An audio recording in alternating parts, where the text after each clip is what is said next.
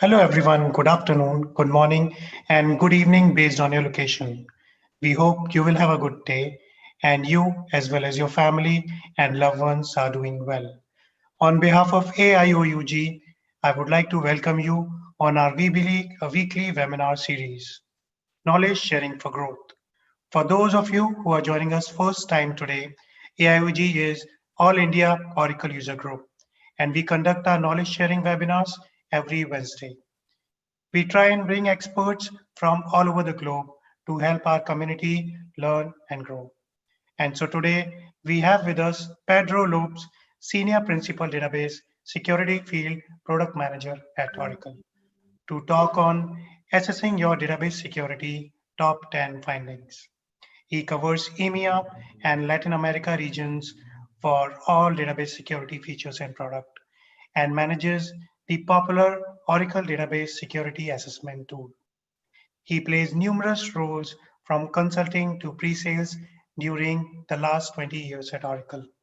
Before we hand off, I would like to remind you a few things.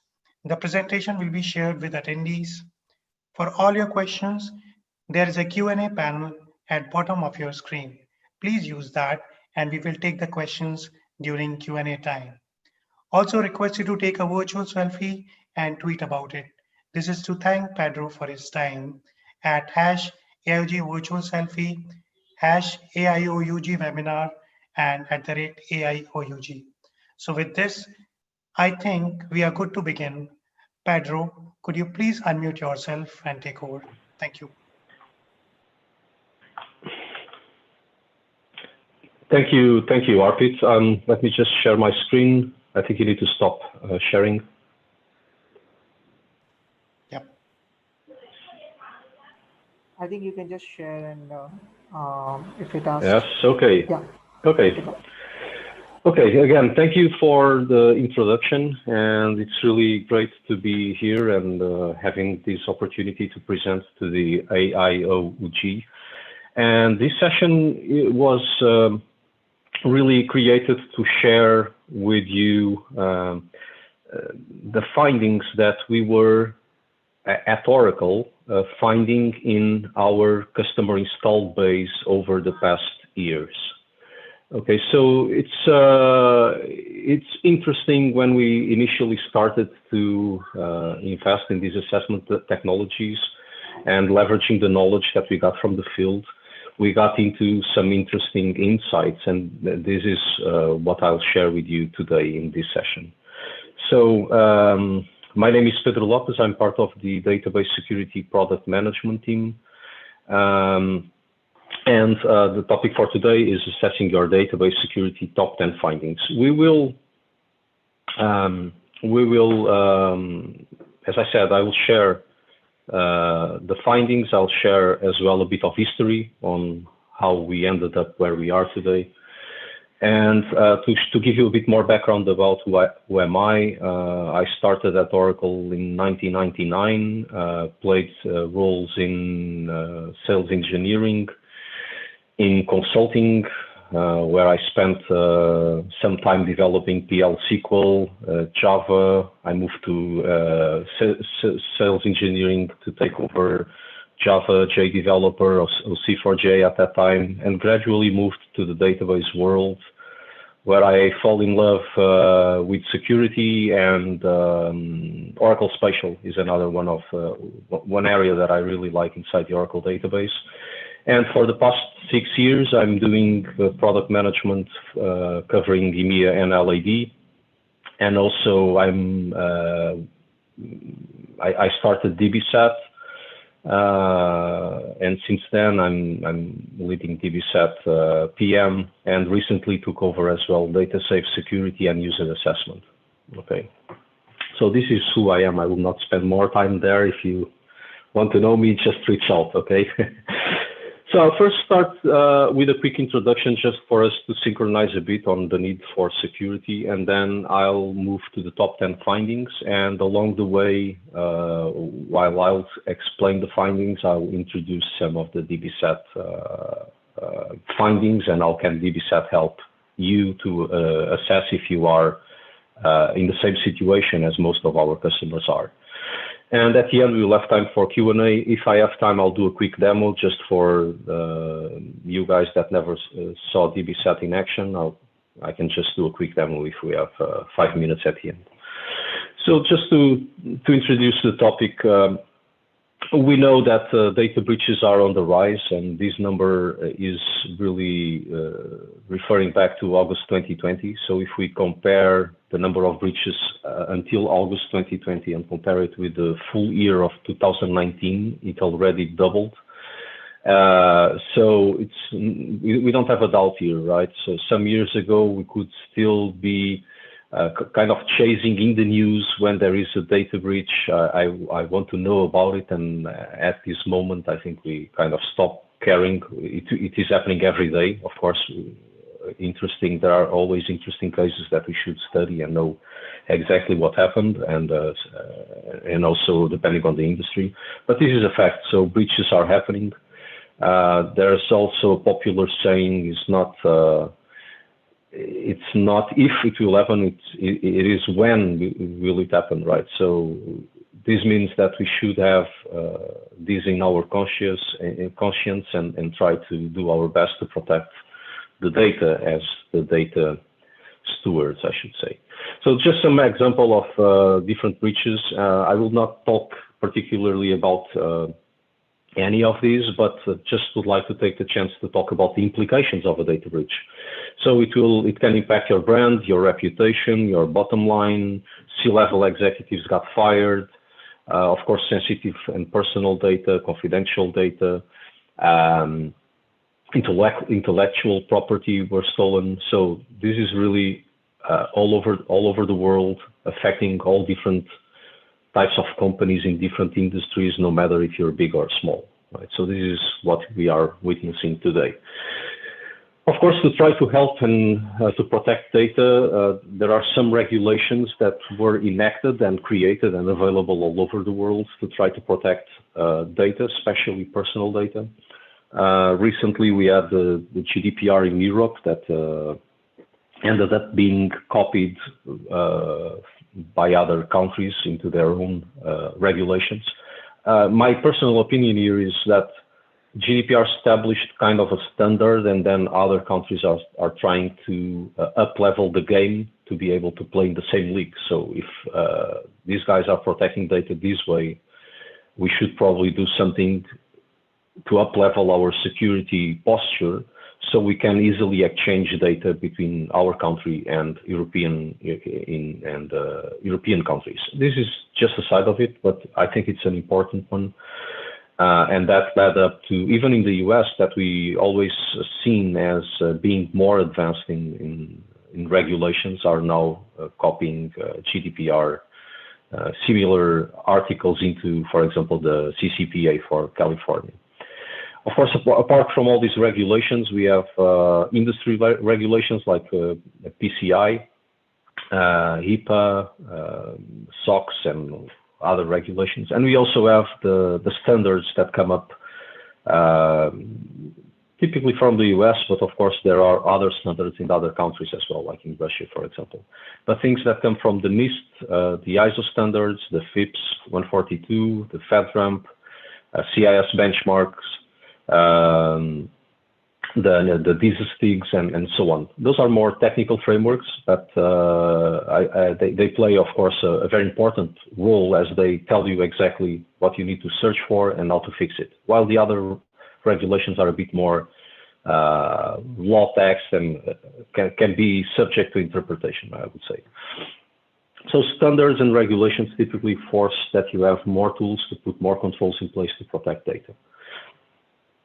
One last thing on the intro is if we are really having more tools, more regulations, and all of that, so why are the bad guys winning, right?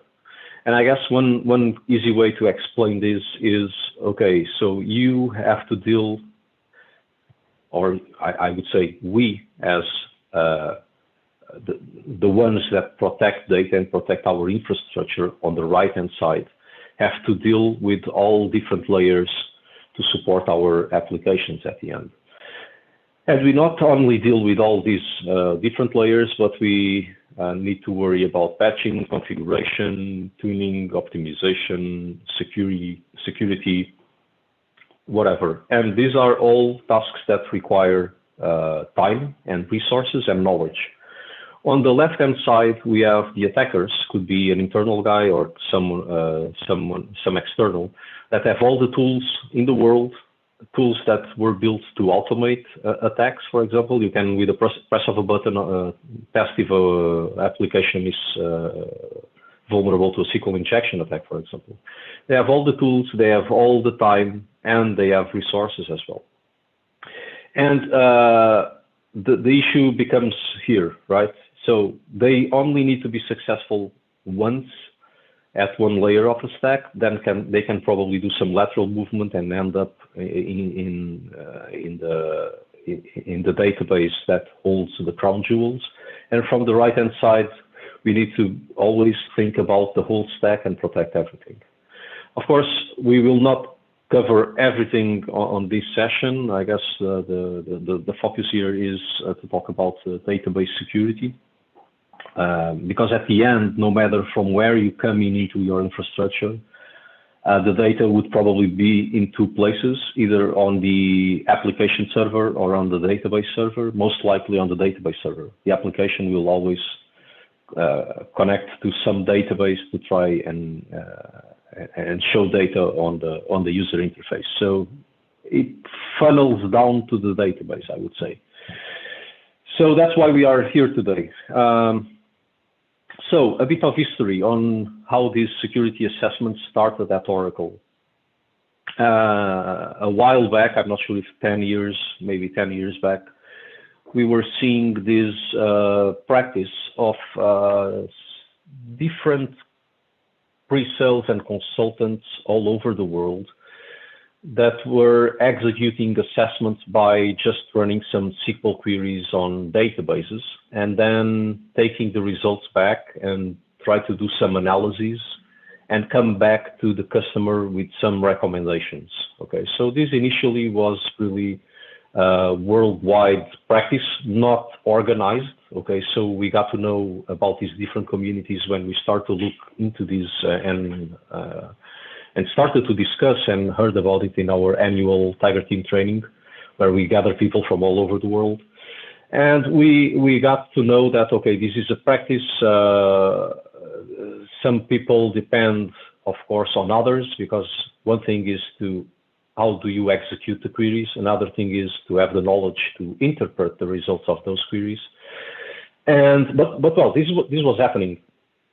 So in my team, and Vipin Samar, the VP for database security, I guess you might have heard about him, was making the question to the product managers, how can we help these guys?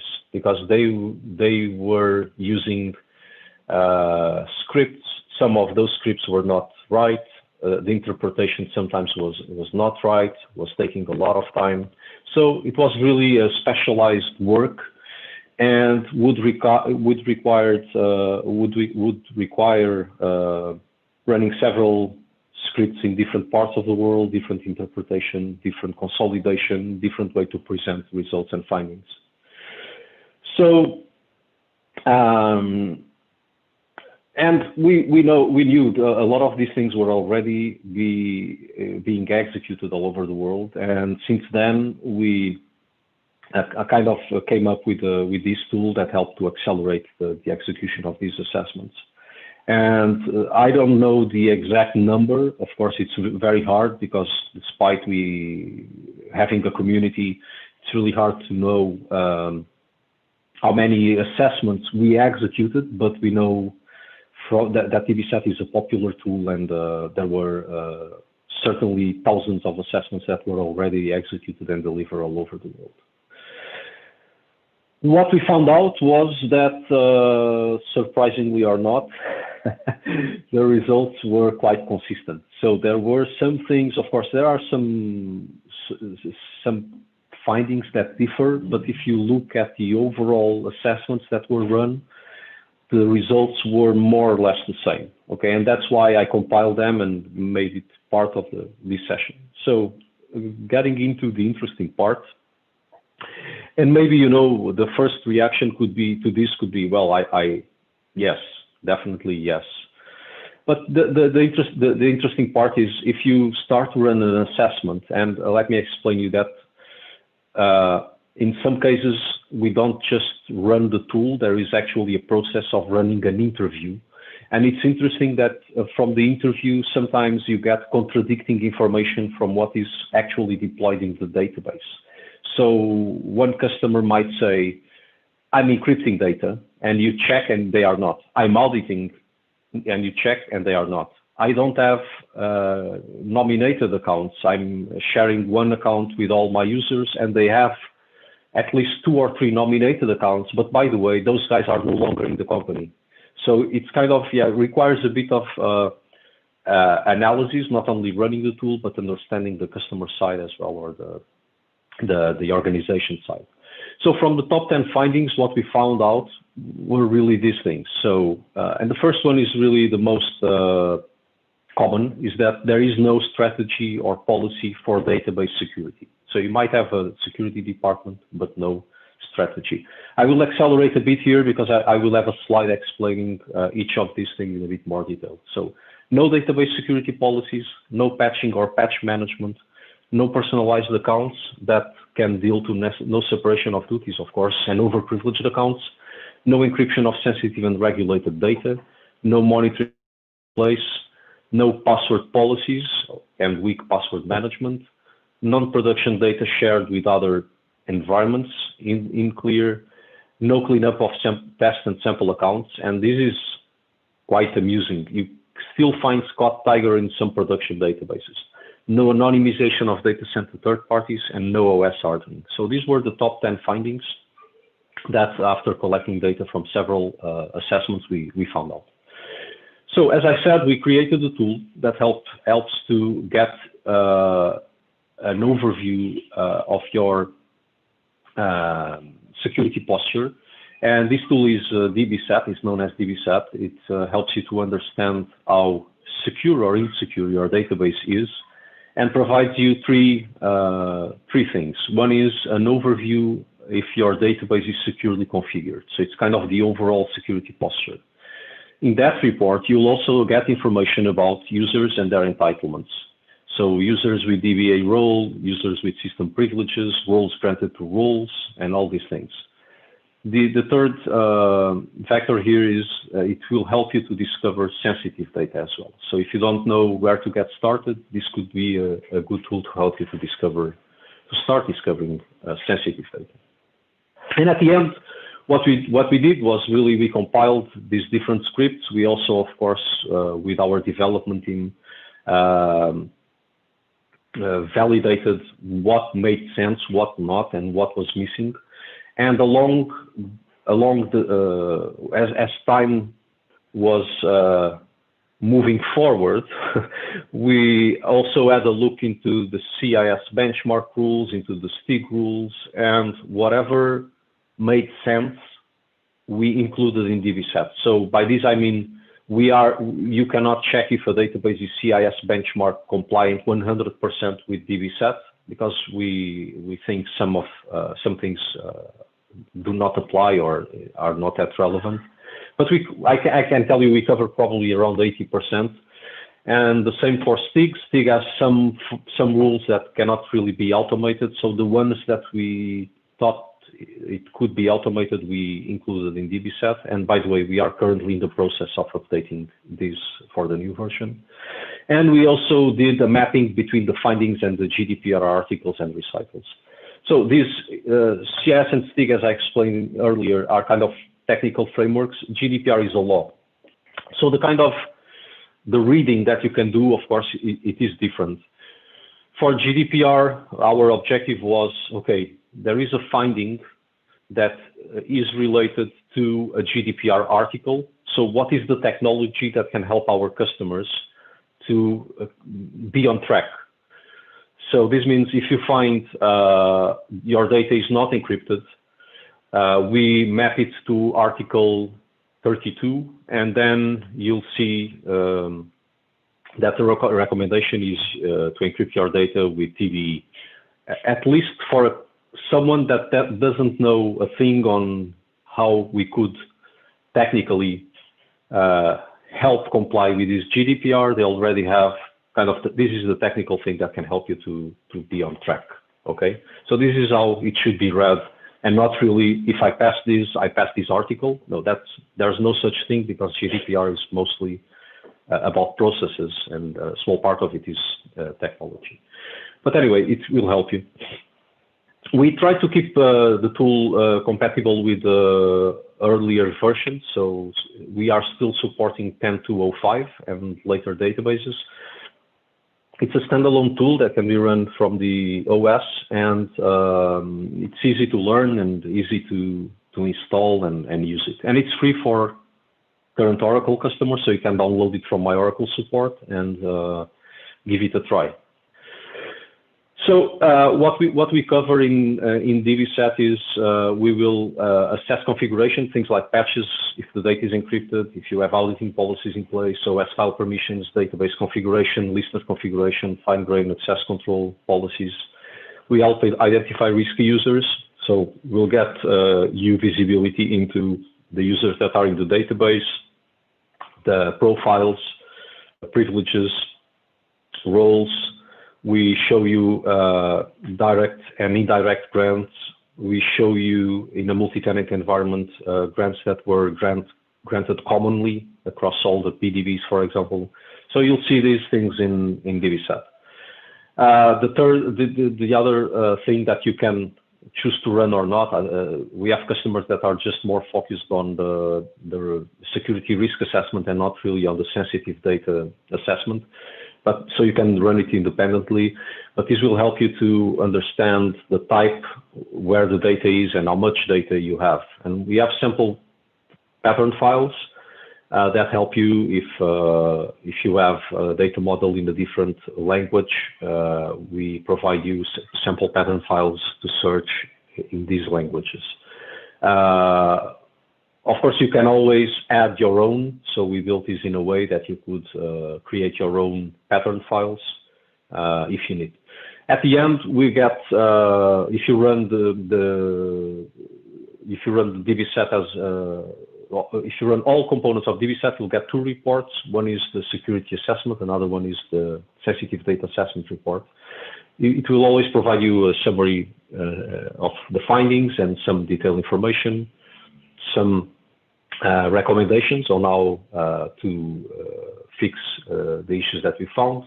We show you the findings, and again, I said it runs on 10G and 19C databases, up to date the 19C databases. So this is what you get to run DBSat. It's really DBSat collect. It will collect data from the database, and this is something that basically is executing queries that a DBA would execute. It will generate a file, could be a zip file that is password protected or a JSON file, depending on the options that you choose. That file can be transferred to your laptop, for example, for analysis, where you run DBSat report.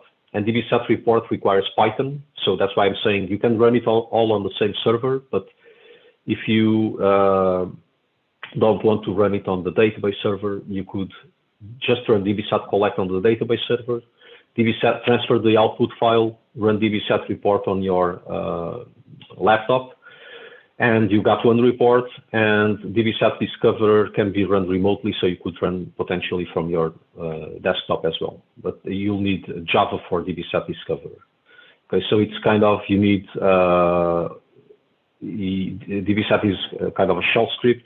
It executes a SQL script, and then for the analysis needs Python. For discovery of sensitive data needs Java. Okay, so you'll get, of course, all the details needed to run this in the documentation. So going a bit into the details of the finding, and of course, feel free to ask questions along the presentation. Don't forget to use the Q&A for that. Okay. So the first one, no database security policies or strategy in place. So this is an interesting thing. Even if you have a security department, or you are discussing an assessment or database security with an organization that has a security department, most often the responsibility for database security lies nowhere. So I always remember a customer meeting where I met the CSO and the CSO, because it was a meeting with Oracle, invited the DBA. And when I asked the question, do you have any strategy? Who is responsible for database security? And I could see in their eyes that the CSO was thinking it is a DBA activity, and the DBA was thinking, well, this is the CSO responsibility. And this is quite common. I'm not sure about your experience or even in your organizations, but this was quite common, I believe, maybe 4 years ago, and I believe some things changed, but it's still common. So, and when that happens, there is no policy or strategy. It ends up meaning that you don't have a common way to configure and secure your databases across your state. So that means if you don't have a policy, means that, of course, things will be installed in different ways. You will increase the attack surface. It will be harder if something happens, if you get a data breach. It will be, of course, very hard for you to know what happened. You incur more risk, there are more unknowns, and at the end, you'll be less prepared, and it will be very hard for you to manage security in your database state as a whole. So that's why, well, you should take action and try to think on ways to make it a standard for your organization. So what to do? I provide you here some ideas. Of course, assess your critical databases, review that assessment, remediate the findings. If you reach out to a solution that can be applied to all your databases, great. Document it, define a roadmap on how to make it, how to implement it. You could also define a security baseline, and of course, trying to enforce that across all databases. If you have different databases that hold different types of sensitive data, you might want to split databases by criticality and define different controls for different types of criticality for your databases. This is something that some other customers are doing as well. So it's, of course, an interesting exercise, I can tell you. And of course, it also touches the organization culture, of course. And one other recommendation that I usually give has nothing to do with technical implementation is if your security department doesn't have anyone that knows about databases, and if your database team doesn't have anyone that knows about security, a good idea could be, well, why don't you put one guy, one day a week or one afternoon or one evening working in the security team, a DBA in the security team, and a security guy working with the DBA team.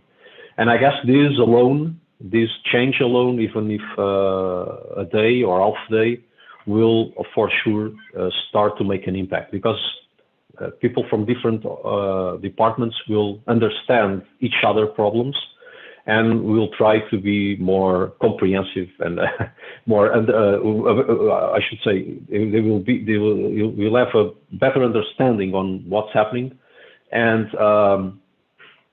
of course work together to come up with a solution instead of being finger pointing, right?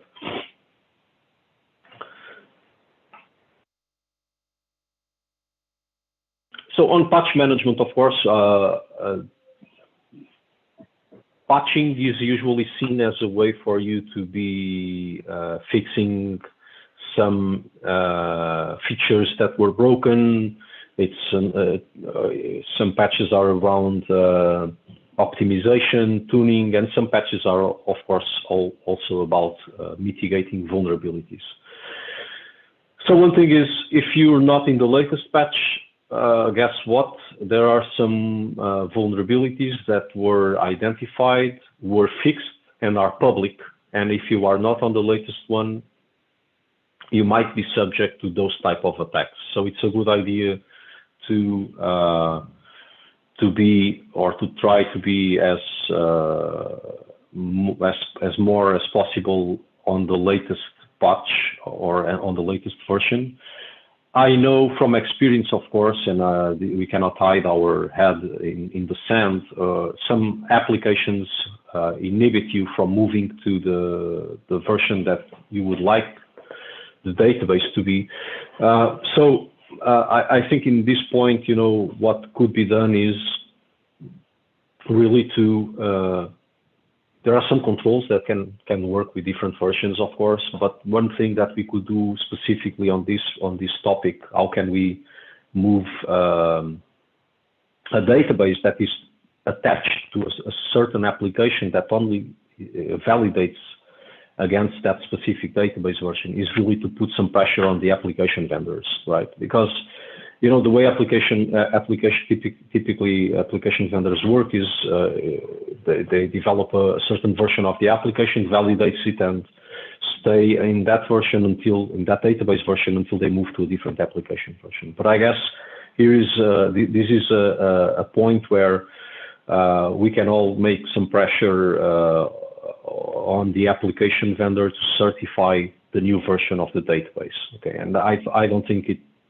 hurts to send an email just saying, hey, when will you certify version X of the database? And that would help to move to make it easier to move to a more recent database version. So of course the objective would be what we kind of do in our cloud and other clouds do, is just to have the least amount of different database versions as possible. Define a patching schedule for that database, and consider tiering the database by criticality and availability requirements. And that I covered in the previous topic as well. That would help you to know a bit better, okay, I have these different types of databases. These ones are critical to patch. These probably are not that critical. I'll do next, and try to put some schedule, of course, considering the availability requirements as well. So on patching, of course, you can always run opatch ls inventory and find out, if you don't know, the latest patch and all the patches that are applied. But the bottom line at the end of the presentation is that you'll get all these findings in one single report. And DBSat has a finding on patching. It's quite simple the way it works. This works offline, so you don't really need to be searching, provide an internet connectivity between DBSat and My Oracle support. The way it works is it looks at your opatch, it looks at the latest patch that you have applied. If it was applied longer than the last release update or the last quarter, means that you are not on the latest, so we raise a finding. Okay, so it's quite simple, but at the end, if you consolidate this finding with all the other findings, becomes really interesting. Of course, this will help you to assess. The topic of today is really the assessment part. We have other means then to provision patches to databases. So no personalized accounts, no separation of duties, and overprivileged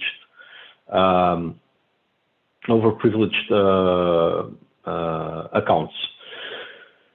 So why we should take action, right? Of course, if you have a DBA account or an admin account in any system, that account will be very attractive for attackers, because with that account, they can do whatever they want. They could cause unavailability for sure. They can steal data. They can even hide their tracks. And usually these administrator accounts are the ones that hackers would like to use for fraud. Okay, so even if an attacker gets their hands on a less privileged account, one thing that they could always try to do is to elevate privileges and make that account an admin. So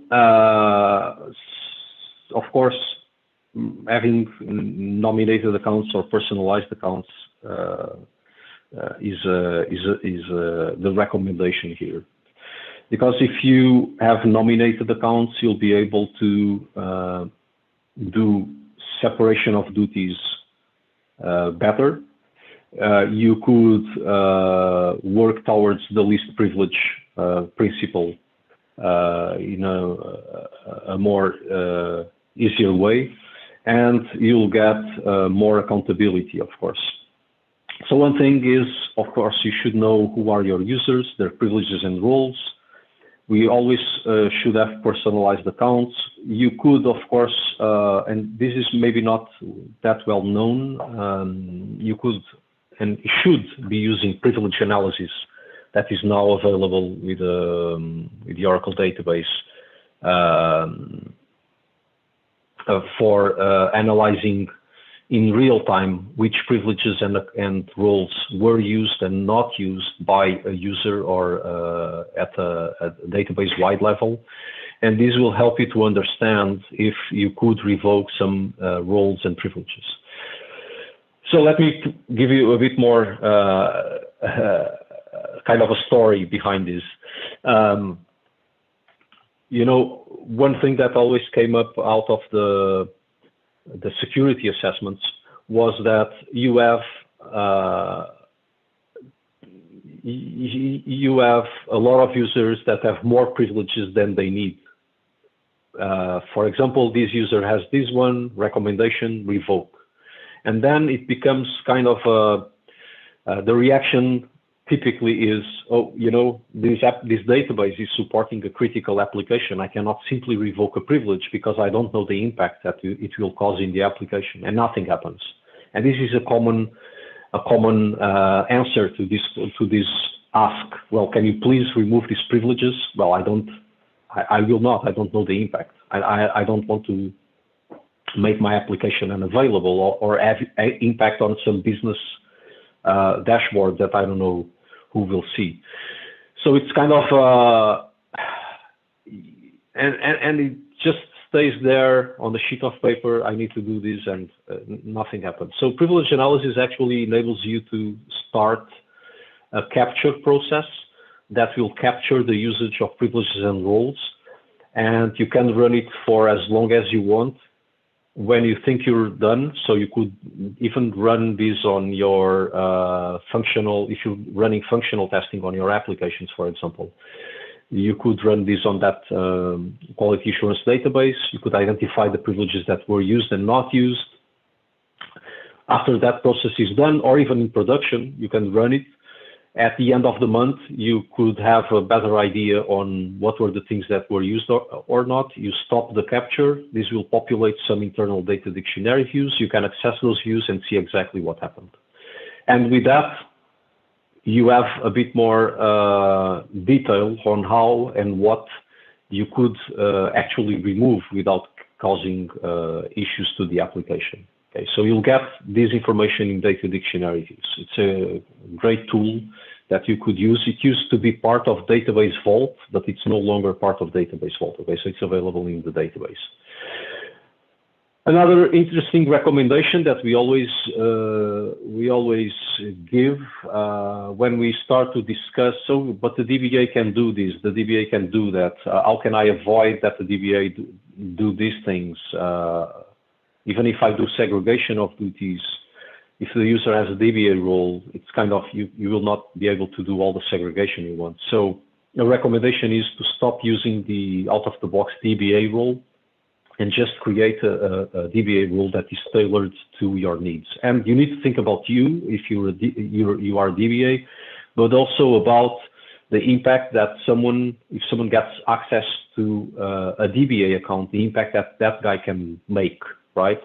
So if you have an account with DBA role, if someone gets their hands on your credentials, what is the impact they can do? If they get their hands on a custom DBA role that you created a bit more leveled down because you just execute these tasks, the impact will be less than if they were using a user with DBA role.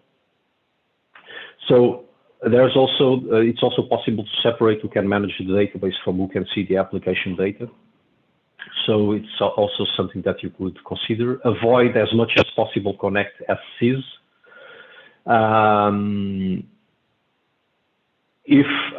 So SIS activity should always be audited, of course, and you should avoid connecting as SIS, and we even recommend you to use a privileged access management solution to manage SIS access.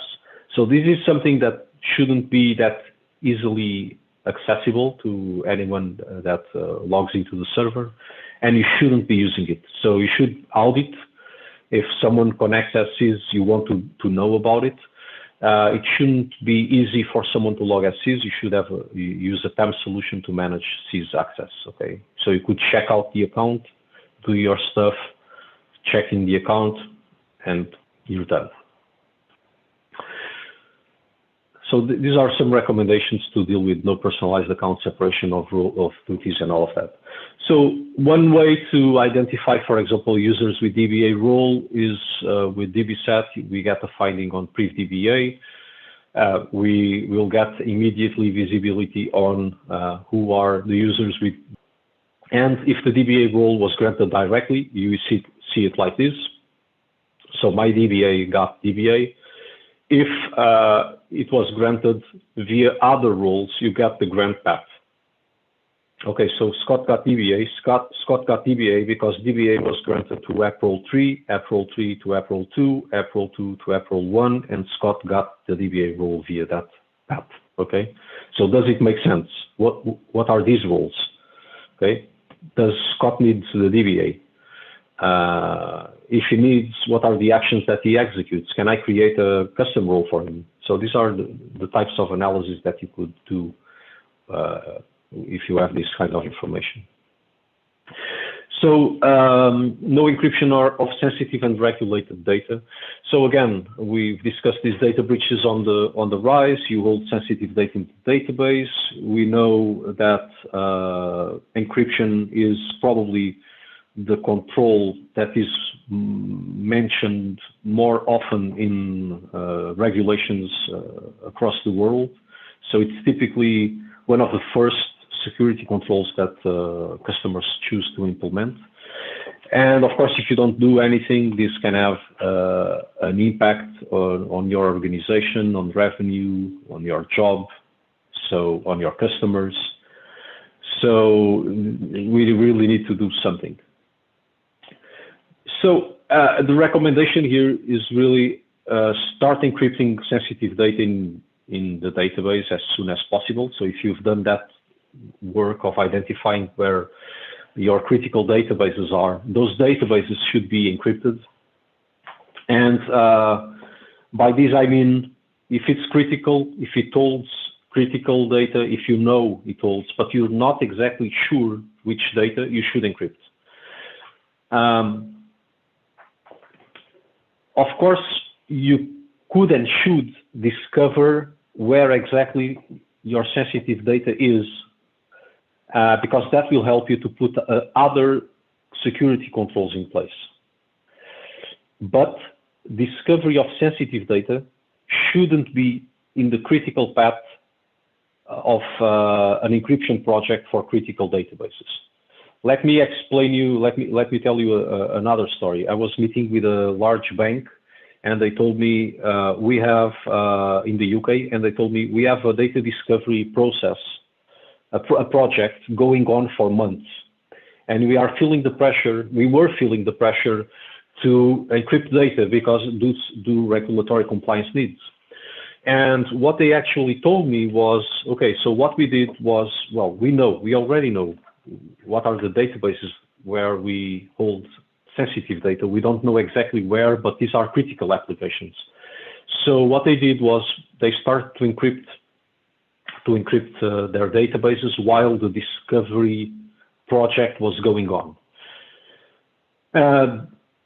Because if you delay, you might get into trouble either with regulations if you get breached, and a discovery project can be something that takes time if you just are looking for discovering sensitive data across all your databases before starting, right?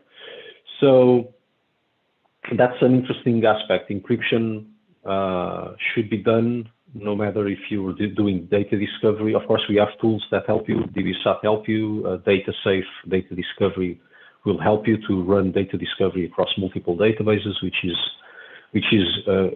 great. And of course, once you discover sensitive data, if you already have encryption in place, which is typically easy, it's more transparent.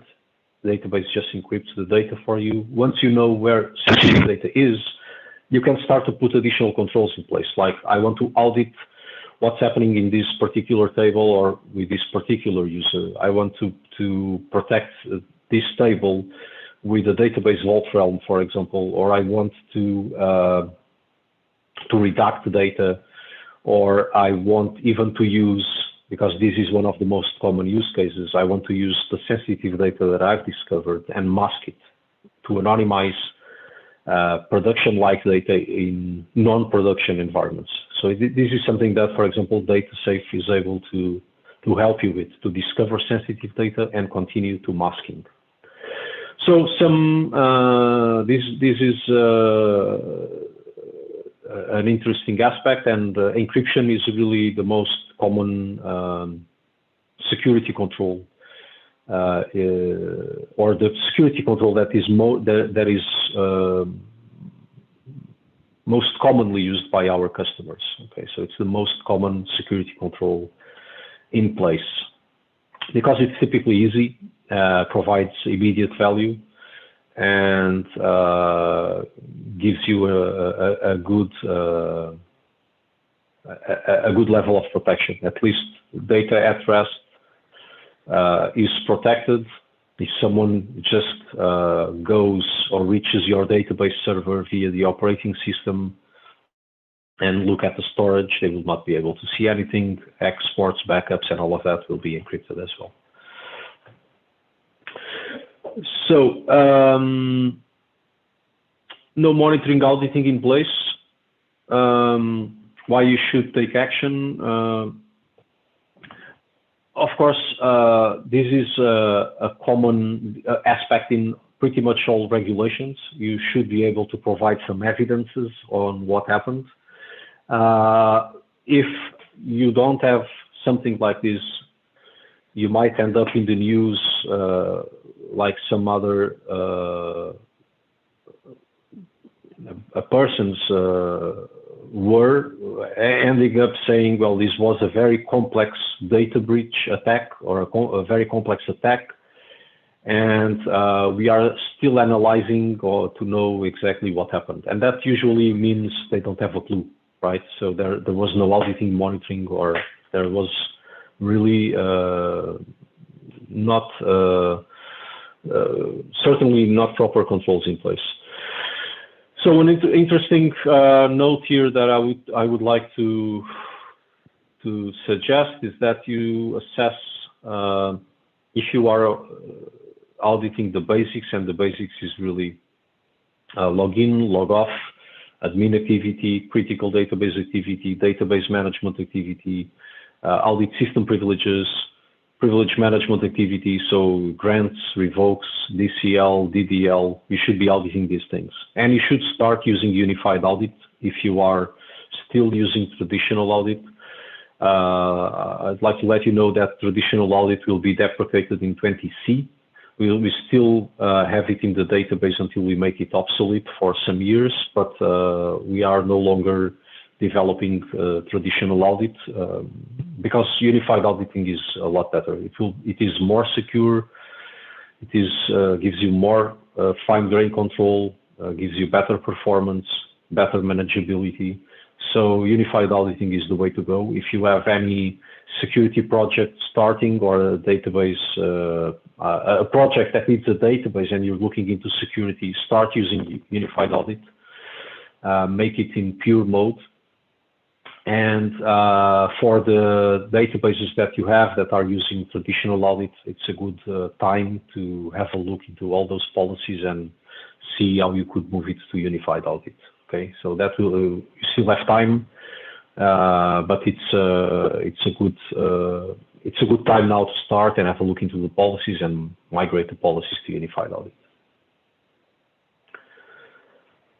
So DBSAT also helps you to identify, for example, if you are doing administrative user audit, if you are doing login, log off audit, and also if you have what unified audit policies you have in place, if they are enabled or disabled, if even if you have audit log turned on or not.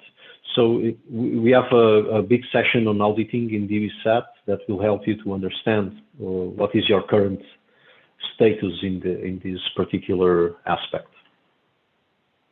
So the next topic, no password policies, weak password management. Why you should take action? Well, this is a simple one, right? So if you don't enforce, for example, a password complexity using a verification function or something like that, you'll end up with having simple passwords. And that means that you'll probably be more likely to be incurring in some risk if a hacker uses an automated tool to try to breach. And I would like to let you know that we run database security sessions led by product management. Typically, my manager, Russ Lowenthal, is delivering these sessions. And we run it every second Thursday of every month. The topic varies. We usually use these sessions to talk about a specific topic, about the latest updates, and then we drill down into a specific topic. The next topic is password management. Okay, so we'll get back to the basics. It's a good session for you to have a look if you want to know a bit more how you can better do password management in Oracle databases. So again, this is not really rocket science, but it's using a profile to manage password aging, expiration history, enforce password complexity. Make sure you're not using some default passwords. Be sure that you can leverage the latest started in Gulf-C, but some databases are still not using case-sensitive passwords.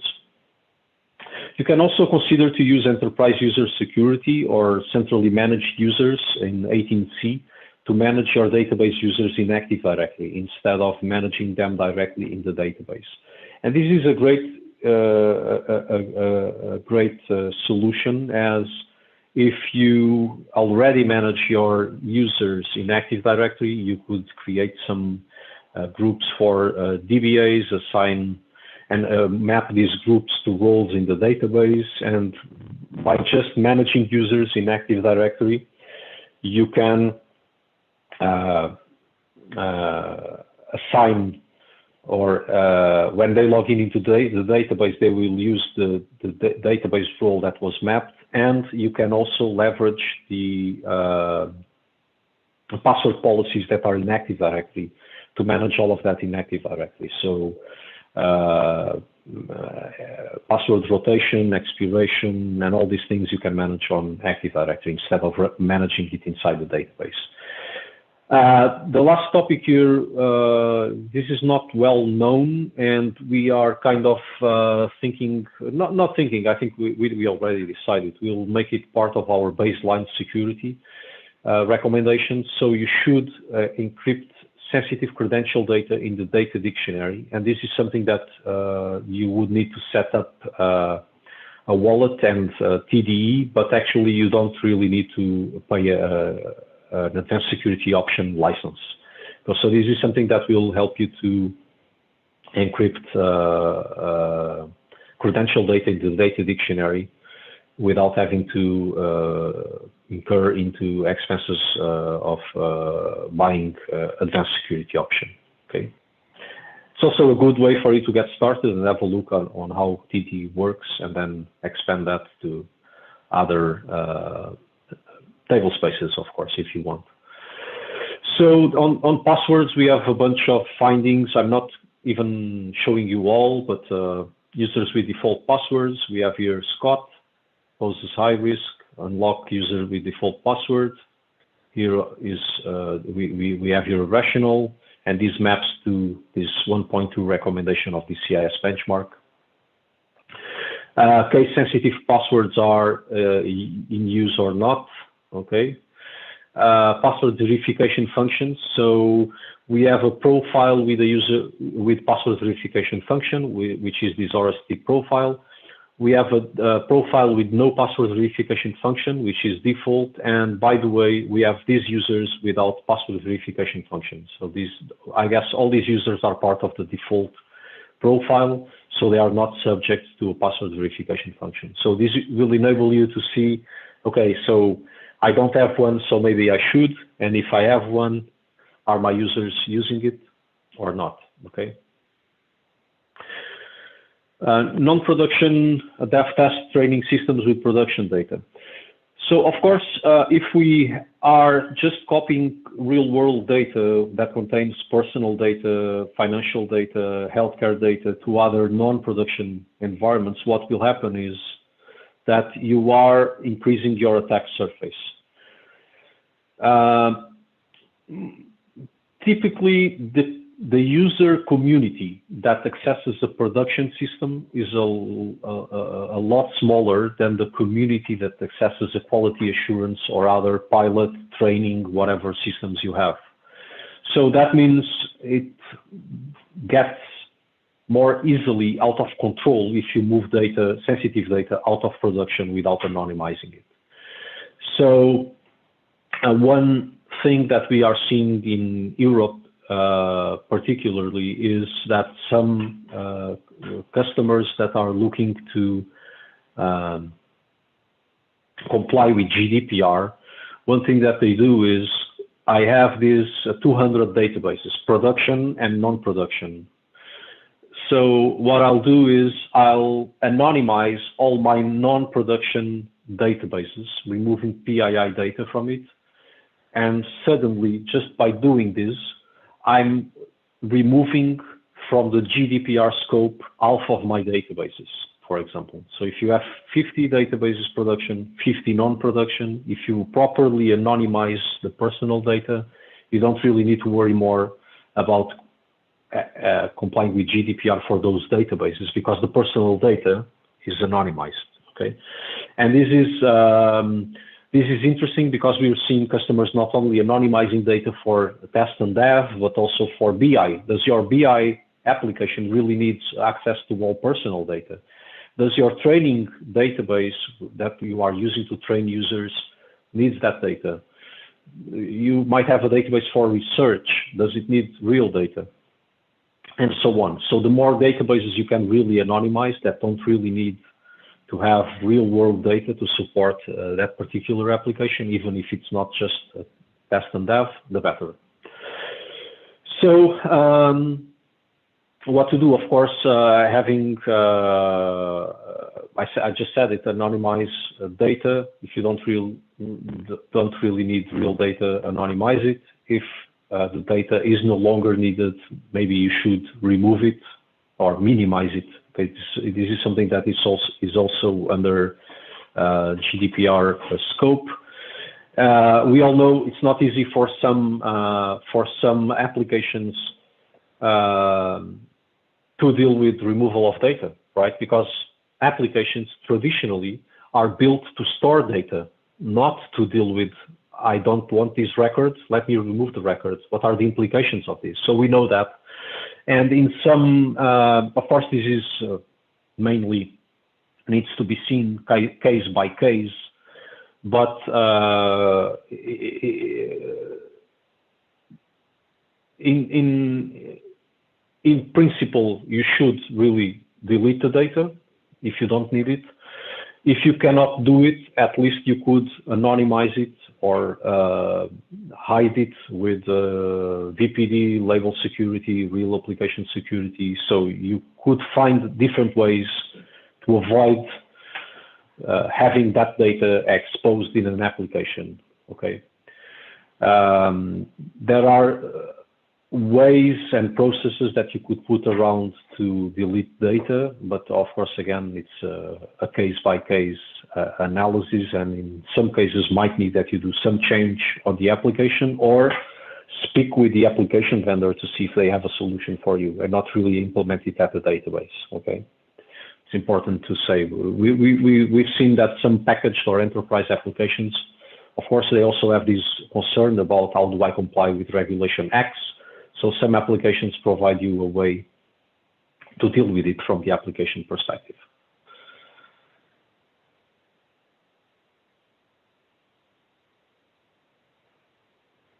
So to know your sensitive data, you could use DBSAT as well. DBSAT will help you. I'm not saying it is the latest and greatest technology to discover sensitive data, but it's valuable, and it helps you to get a pass over your data model and try to identify sensitive data. Again, I said, if you don't, I see this more like an iterative process. So you can run once, you can fine grain it a bit, run it again, and refine the sensitive types, run it again until you reach a state where you can reuse this process and raise your confidence in DBSAT, and that it will find you sensitive data. Again, this will help you to know in which schemas you have sensitive data. It will group them by sensitive category. You have here, for example, biographic info address. So we have here in this schema, ECME, table name company data, we have identified the column name city, and we categorize it as biographic information address. This is, we present you here a risk level or a sensitivity level, I would say. I think we need to review this. And in any case, it shows you schemas, tables, columns, organized by category, and it also presents you, I'm not sure I have a screenshot of that here, presents you some recommendations on what you need to do to protect this type or this risk level type of data. Okay, so we provide you some recommendations for different types of data. This is the controls that you should have in place. So no cleanup of test sample accounts. Well, again, this is not hard to explain. If you have a test or a sample account in your database, these are the first ones that any brute force attack tool will try. Scott, Tiger, DBS, NMP, HR, SE, SOE, you name it. A lot of accounts that are well known to be in Oracle databases. These are the first ones that will be tried with the default passwords. So what you should do, drop these accounts. Of course, ideally, you should drop these accounts that are there not doing anything. If you cannot drop, at least for some reason, because I'm not just talking about Oracle provided accounts, but other accounts that you might have created for some tests. If you cannot, for any reason, just lock it, okay? So it's important to lock or drop these ghost accounts, okay? And this is really one of the fastest things that you can do to improve a bit your security. I had a meeting with a DBA where I was presenting a database security assessment, and one of the findings was you have Scott in your production database. And I discussed with the DBA at that time, and just after my meeting with him, and before, of course, even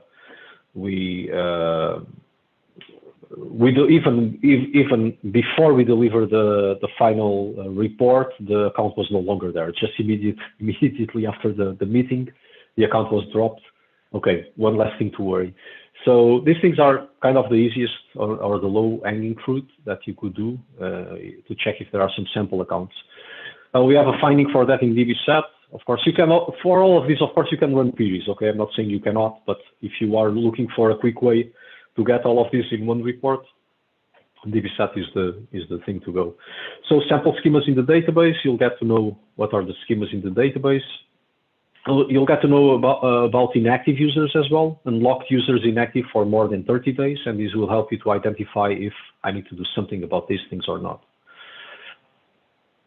So no anonymization of data sent to third parties is really when you think there are some cases where you need to send data outside the boundaries of your company, and this can happen for different reasons. One of the reasons that I remember is you might have outsourced testing, functional testing, load testing to some partner. And if that happens, you shouldn't, again, just send data in clear. You should, of course, know if you're sending sensitive data. Make sure that that partner follows secure practices. Make sure you anonymize data before moving outside of your organization. And of course, encrypt network communications if you have any third party connecting directly to your system. So this is kind of obvious, but again, we found out that some customers were not anonymizing data when moving data out of their organization, for example. And then we get to know about those breaches where a partner got hacked and the data was really belonging to someone else, and then that company is the one that is more affected by the data breach. So this happens, and just keep that in mind. Hardening. Okay, so this is another thing. I should say we at Oracle started to look into this for, I don't know, many years now, but we had an initiative to be secure by default.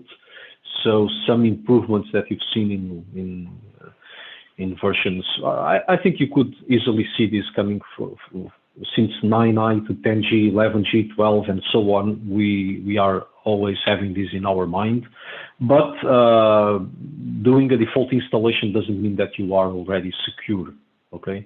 And certainly not secure to your particular needs, because you might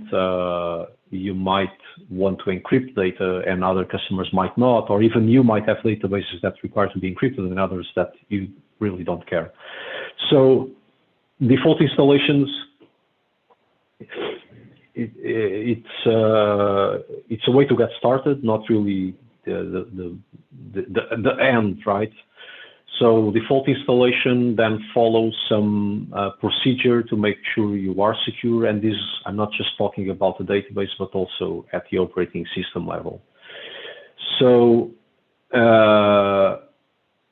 yeah, so hackers will for sure try to understand in which operating system I am, what is the database, what are the directory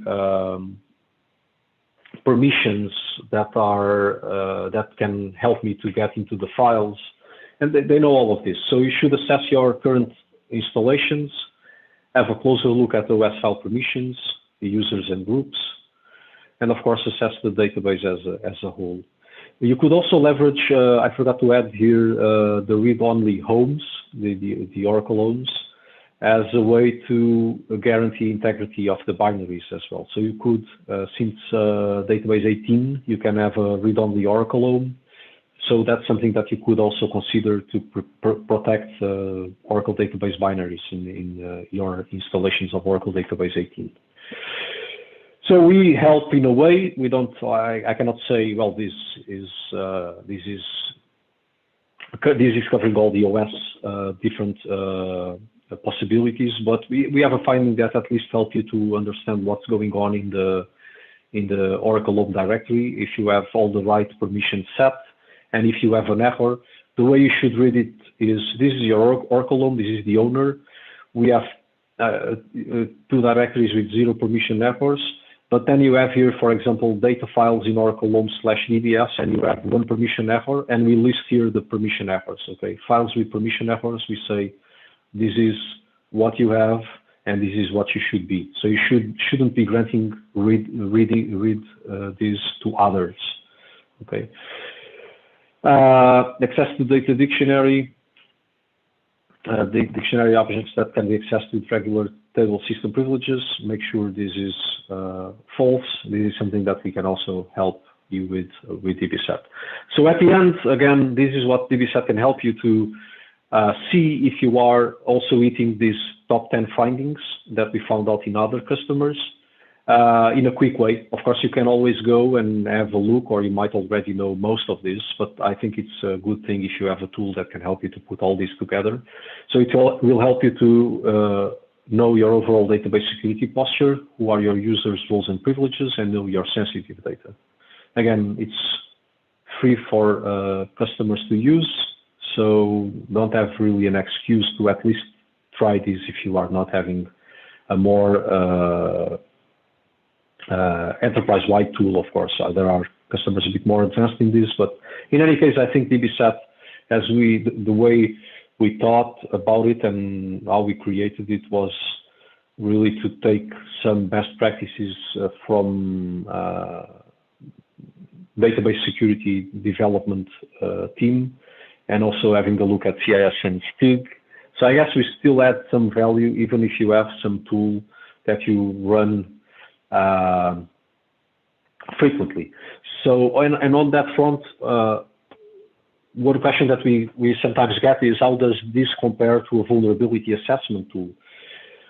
Well, you know, from vulnerability assessment tools, you'll probably get most of the configuration settings checked, but you don't get any information about users' roles and privileges, and that could pose a high risk to your database, even if you have all the right settings in place, right? So that's why I'm saying, even if you have some tool like that you run at your enterprise level, you should be trying DBSat, even if only to improve your policies, okay? The last thing, know your security data. Okay. So at this point, we can probably move to Q&A. And if we have time, I can do a session on a quick demo on executing DBSat. Can we take some questions now? Or shall we take at the end after the demo? What? We can go ahead with the questions, and then if the questions are over, we can see if there is time permits. Okay. We can go with the session. Okay. Shall I just go through the open questions on QA? Yes, you can go ahead with the Q&A on the tab. Okay. Let me check. Any option to generate a report if we don't have Python? Yes. Well, the way it works is, as I said, so DBSat has three components: the DBSat collect, the DBSat report, and the DBSat discover. So the Python is needed for the DBSat report, which is the component that do the analysis and will present the HTML report with all the findings, okay? And Python, you don't need to run this on your database server. So you could have Python installed on a different server or on your laptop and do the analysis there. But you will need Python to generate the security assessment report, okay? Typically, the way we see it is some customers run everything on the database server, and some customers run collect phase on database server. They transfer the output to a different server where they have Python, and they run the report there, okay? Because then the report, the DBSat report doesn't need to access your database. It's just reading and processing the file that was previously collected, okay? So you'll need Python. You just don't need to have Python on the database server. If the tool suggests any patch recommendations, no, it will just tell you that you are or you are not on the latest patch. Okay, no patch recommendations here. Does DBSat have a provision to execute only a subset of checks? A module just execute checks that report on OS status. So this is a great question. So the way it works, and we have that option now, is that you can exclude some sections, but we don't have a way to just run with a particular check. But this being said, it's something that we have we have an enhancement request to do it, and we are thinking about implementing it. But if you really need that now, the way it works is you exclude all the other sections except the OS one, okay? So it's possible to achieve, and we are working to make it a bit better on that side. How to begin privilege analysis? So you can have a look if you search our Oracle documentation for privilege analysis, you'll find out that there is a package called DBMS privilege capture that started so this is available since database 12c, okay? And with that, you can create, enable, disable, generate results of all the findings, of all the privileges that that you want to analyze. Okay, so usually the process is you create that capture,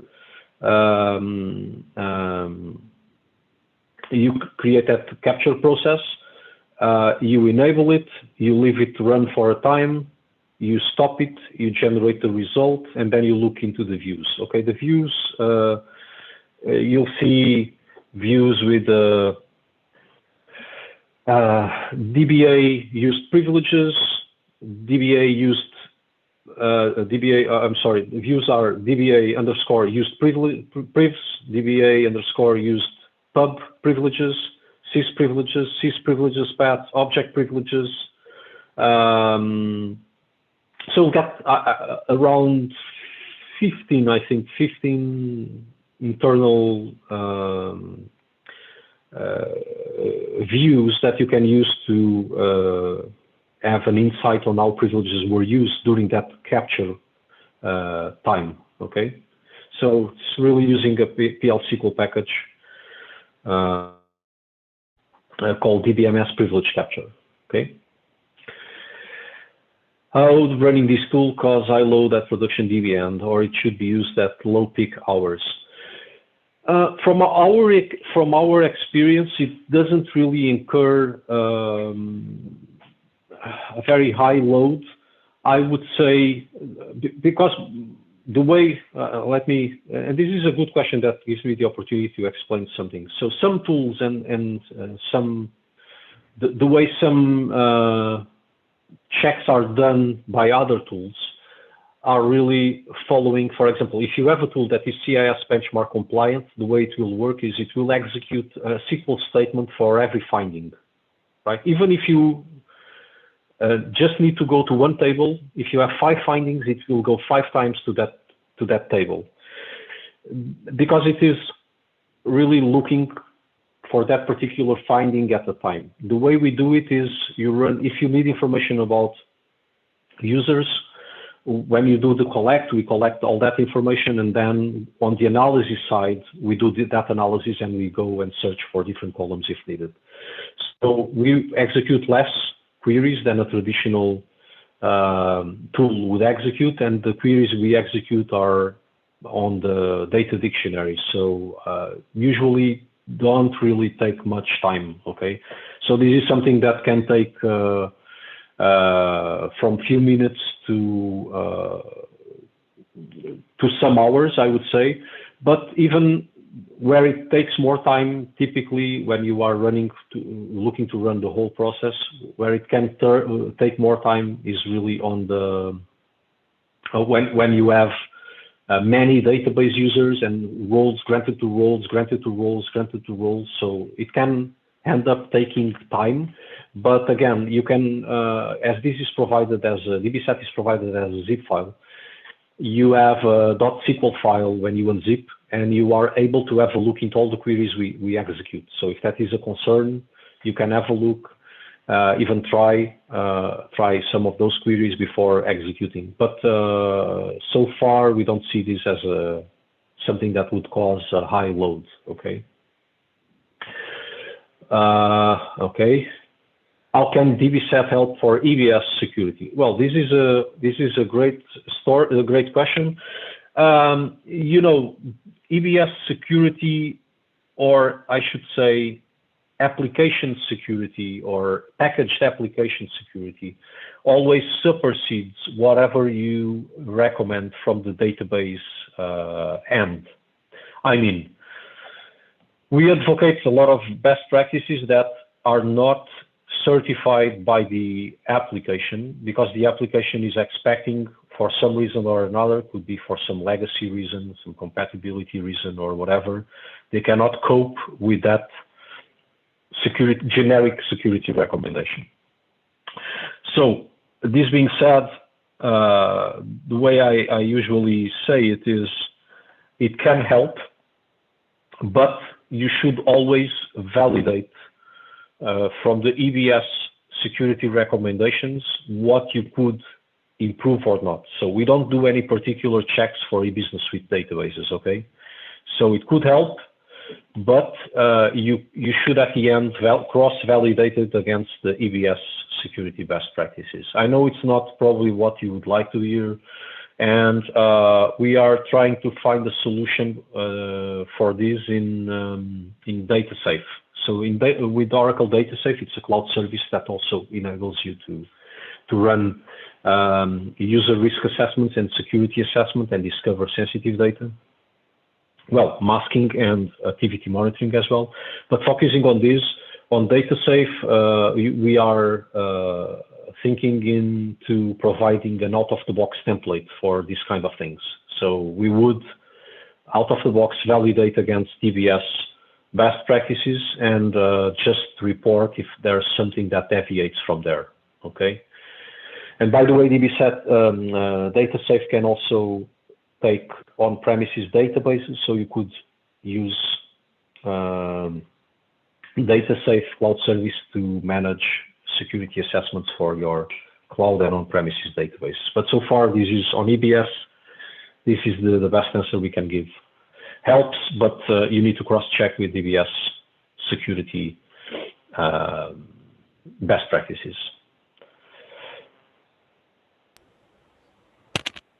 Any questions so far?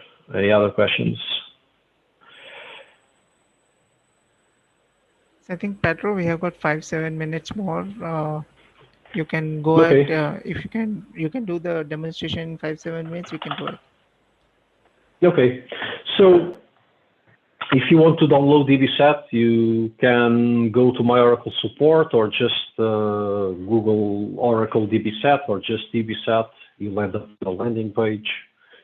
At the end, you will download it from my Oracle support. It's a zip file. You unzip DBSAT on a directory.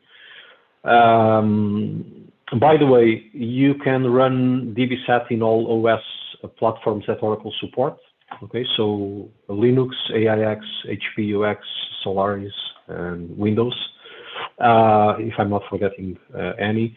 You unzip it, you will end up with something like this, except these get remarks. This is an internal thing that I have, but you'll end up with a Python, some Python files, the set collector SQL file. This is the one that contains the queries that we execute. A folder with a plugin that generates Excel reports, the Discoverer folder, and the DBSAT for Windows and Unix-based systems.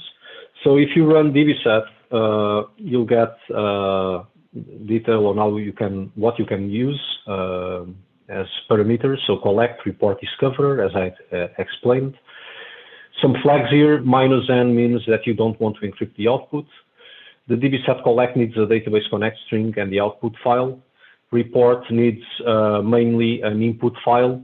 You can put the flag A to report all user accounts, including locked and Oracle supplied users. And you could use -G to include common grants in a pluggable database. And you can exclude sections with -X, okay? So on that question, I want to exclude several sections. You just say -X, for example, priv, and we will exclude all the privileges findings. Data discovery will need a configuration file and the output file. So to collect data from the database is really dbset collect. You can say, you can pass a connect string. I'll do it like this. I'm connecting to the PDB and I'll AIOUG assessment, sec assessment. Okay, it's a large name, but okay. I'll do this. It will ask you for a password. See if I get it right. It will collect data from the database, okay? And once this is done, it will generate, as I did not pass the -a flag, or I should say the -n flag, it will encrypt the zip file with a password. So it will ask you for a password now. You need just to pass the password and confirm that the password is correct. Let me see if I honestly did not try this recently on this VM. I hope it doesn't take a whole lot of time. Okay, it successfully created the file. I enter a password. Okay, and this generates this AIOG SEC assessment zip file. So this is the output of collector, right? So this is the file. If you don't want to have Python in this server, in the database server, you transfer this file to somewhere else, and you then run the dbset report on the other machines. So that would mean I would do this dbset report AIOG SEC assessment. You never pass the extension. Okay, you just do this. It will ask you again for the password to unzip the collector file, and then it will ask you again for 2 passwords to encrypt the output of the assessment. Okay. Okay, and there you are. I have AIOG SEC assessment report.zip, or I should say, yeah, it was empty. So if it's empty and I created, this is a warning. Okay, you can ignore, because if you add one, it would append. So you have here the same report in 4 different formats: in text, in HTML, I think this is the most commonly used, Excel, and JSON. They all contain more or less the same information. The Excel contains a bit less, but it's a bit more for you if you want to assign or share this with someone else. You could use this one, not planning to share all the details, and the JSON file more to integrate these results with other tools if you wish. So we have this file, and I have the zip file here, so I'll just unzip. And as I'm running this, okay, I will unzip this. I have here the files. Let me see something. Yeah, I have this file here, but as I'm running this in NoCI compute instance, and I don't have a web server here to get the file, either I transfer the file, which I think would be okay, but let me see. I have here a script to transfer it to a Glassfish server so I can fetch it. Let me see if this works. I don't remember, honestly.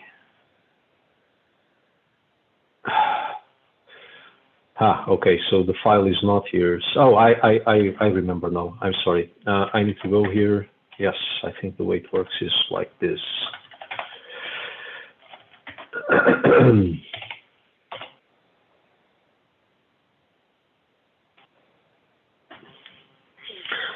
So yeah, it will transfer me the file to my public address, and I can see the file here. It's just a matter of let me put it here. So this is the report I just generated.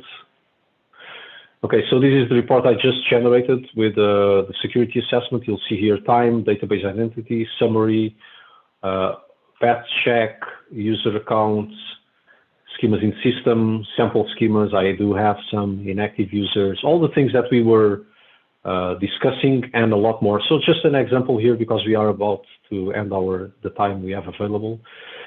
We have here, for example, administer any SQL tuning set. We have here this G Chaffer, which has a D. So this was a direct grant of this privilege. Do we need that? And we can have as well a DBA, for example. We have these grants of DBA role, and an example, I have squat with DBA role. And as you can see, we provide a lot more detail than we were able to cover in the presentation. You can click by section, or you can just navigate from finding to finding and have a look and improve your security posture from here. I guess at this point in time, we are on top of the hour. I could run DBSat Discovery, but actually to run DBSat Discovery, I'll just briefly explain. What you need to do is just to go here to the conf file and copy the sample file to another configuration file. And honestly, the only thing you need is really to set up the host name, port, and service name. Okay, so this is there are more things in here if you have encrypted communications and so on. But for the basic thing, is just host name, port, and service name, and you are good to go. And then you just execute DBSat discover and pass the configuration file and the output file. So with that, as we are on top of the hour, I guess I'll just paste the link here. I know I can see that Manish pasted the link in the chat. You can download it from the OTN page or from my Oracle support, and this will help you to know if you are also hitting those top 10 findings that we were just discussing. Well, it's all from my side. I didn't really want to spend much time on this other things, but of course Oracle has a wide range of security controls that you could put in place that can help you to improve your security posture. Today we covered DBSat and the top 10 findings. And thank you for your time. I hope it was a good session for you. If you have questions, just let us know via email, I guess. Sure. Thanks, Pedro. Arpit, over to you. Yeah. Thank you so much, Pedro, for your time. If you want to thank Pedro and AIOG team for this webinar, kindly tweet or post on the following social media platform. We request everyone to fill in the speaker survey to provide your valuable feedback for this session. We appreciate your feedback. You can also use this form for any questions if you have. If you have attended all the webinars in the calendar month, then you can claim your certificate. Kindly send us an email at the ID displayed. Would like to touch upon a very important event which you would not want to miss, Sangam, our annual AIOG conference. Call for papers are open. Kindly submit your story on the links provided and also spread the word. Now, the glimpses of the sessions which are coming up. The first one is Mark, who will talk about growing momentum around Oracle blockchain technology. The next one is Shay on Agile and DevOps for the Oracle Cloud. And the last one, which is the next in the series, is Migrating MySQL from AWS to OCI by Sanjay Manwani. In the end, we would also like to tell you we have a security special interest group. Purpose of this group is to interact with project managers and product managers and your fellow security expert. It is an open forum where you can ask questions and even you can present as well. With this note, thanks a lot. We would like to see you in the next session. Have a good evening. Thank you. Thank you, Pedro. Thank you guys. Bye-bye.